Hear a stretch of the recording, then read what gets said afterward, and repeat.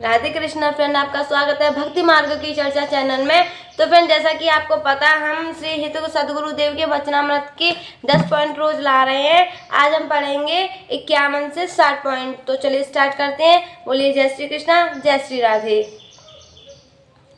Number 91, जो मधुर मधुर श्री आराध्य देव का स्मरण करता रहता है, चाहे वो नाम स्मरण करे, मंत्र स्मरण करे, रूप स्मरण करे, लीला स्मरण करे या फिर धाम का स्मरण करे, तो प्रेमामृत रस उसके हृदय में बहने लगता है। और जो नामामृत लीलामृत आदि में डूबा रहता है, तो भगवत स्मृति रूपी अमृत में डूबने वाले उस उपासक के चित्त में कोई भी दुख, विषाद, मृत्यु, विषमता, शोक, भय, चिंता आदि के ये विष स्पर्श भी नहीं कर पाते हैं। इसीलिए एक क्षण के लिए भी हम अपने प्रियतम के स्मरण से विलग्न हो। नंबर 92, देखो जैसे शरीर का आप ध्यान नहीं करते, जप नहीं करते, पर शरीर को कभी भूलते भी नहीं हो, क्योंकि शरीर से गाढ़ अपनापन है। ऐसे ही जब भगवत प्रीति उदय हो जाती है, भगवत चरणामृत से अपनापन हो जाता है, तो फिर प्रभु का स्मरण करना नहीं पड़ता, अपितु स्वाभाविक होने लगता है।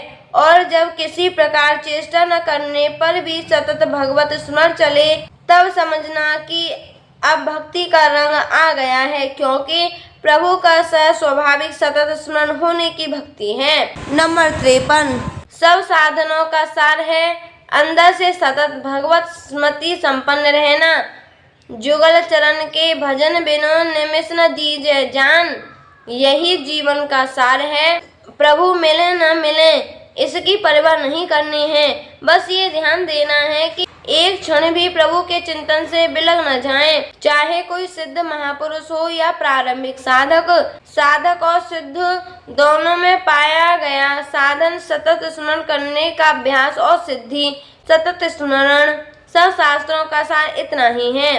नंबर 54, सतत शास्त्रों के रचयिता भगवान वासुदेव जी ने कहा है कि हम समस्त शास्त्रों का शोध करके त्रिकाल सत्य बात तुम्हें बताते हैं। स्मर्तव्यः संततम विष्णु विस्मर्तव्यो न जातुचित, सर्वे विधि निषेधा सुरेत योरेव क्यों कराह।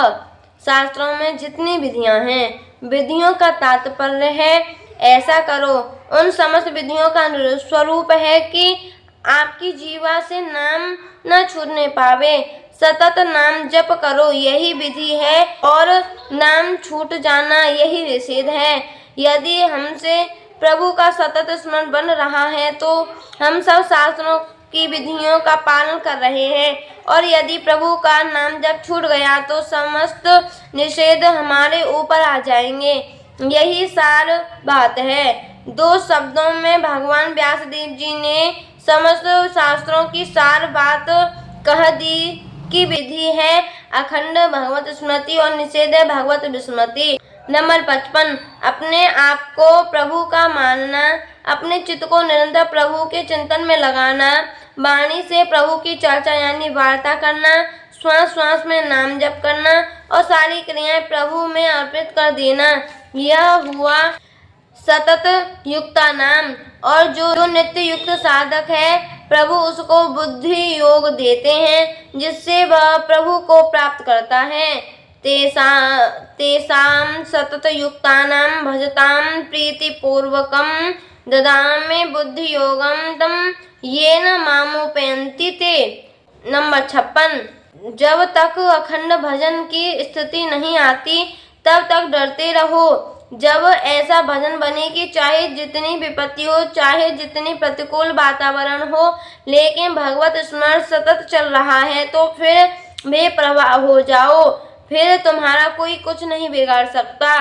कलयुग का प्रभाव उनके ऊपर है जो भगवत विमुख हैं, लेकिन जो भगवत शरणागत जन हैं, जो भजन परायण हैं, वे सदैव सतयुग में ही वास करते हैं, क्योंकि सचिंतन उनके हृदय को ऐसा कवच रूप से सुरक्षित रखता है कि कली का कुचक्र वहां प्रवेश नहीं कर पाता।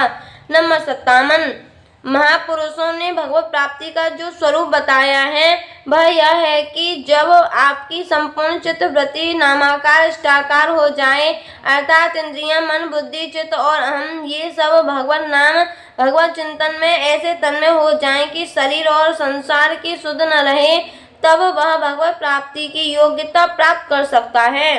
24 घंटे में अगर एक क्षण भी संसार का चिंतन होता है तो अभी हमारे हृदय में भगवत प्राप्ति की योग्यता नहीं आई है। अनन्य चेताः सततम यो मां स्मृति नित्यसः तस्यां सुलभया पार्थ नित्य युक्तस्य योगिनः। चित्त का ऐसा अभ्यास होना चाहिए कि हमको एक क्षण के लिए भी शरीर और संसार का स्मरण न आवे, बस यही साधना की पूर्णतया है। अनन्य भाव से सदैव अपने इष्ट का ऐसा चिंतन हो, अर्थात आपके मन का ऐसा अभ्यास हो जाए कि एक क्षण के लिए भी आपका चित्त शरीर और संसार का स्मरण न करे। अगर ऐसी स्थिति आ गई तो प्राण प्रियतम प्रभु की प्राप्ति सुनिश्चित है। नंबर 58, इस शरीर को उचित आहार, उचित जल, उचित विश्राम दे दो और रात दिन सच्चिदानंद प्रभु के चिंतन में लगे रहो। यही एकमात्र प्रभु से मिलने का उपाय है, दूसरा कोई उपाय नहीं है।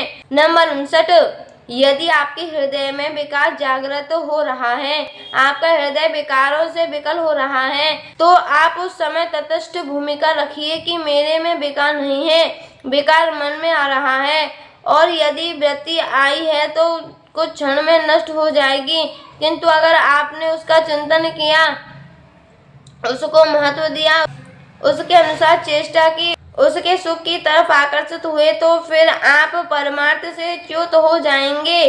फिर उन्हीं का चिंतन चलता रहेगा और नवीन नवीन भोगों के संकल्प बनते रहेंगे।